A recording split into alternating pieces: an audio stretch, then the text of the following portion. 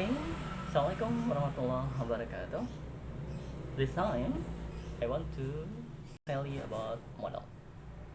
You know, the model in English divided into for the first for present and the second for past. In present, we get can, may, and must. And in past, we get could, might, and had to. Everybody, actually, between present and past here, they have same meaning. You know that can and could in Indonesian we say dapat or bisa.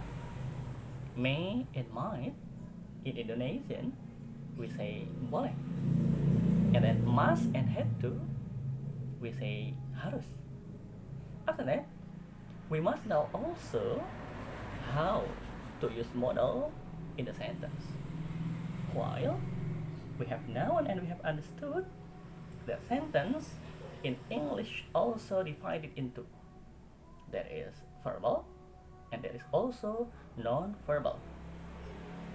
In verbal, when we use the modal, so the formula is subject and then modal, then followed by verb 1. And in non-verbal sentence, the formula is subject, modal, and then be, and then going to adjective, noun, and adverb. So in non-verbal sentence, the formula is subject, modal, be, and anak. Adjective, noun, and adverb. We need also to have the example. In verbal sentence using modal, we get the example. I can love you forever.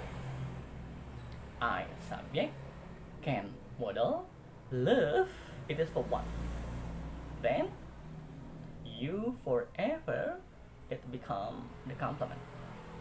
I can love you forever. It is the verbal sentence using modal. An example for non-verbal sentence, we get I must be with you forever. I subject, must modal, and then be with you. With you here is adverb. Forever. I must be with you forever. It is the example of non-verbal sentence using modal. Okay, thank you very much. Assalamualaikum warahmatullahi wabarakatuh.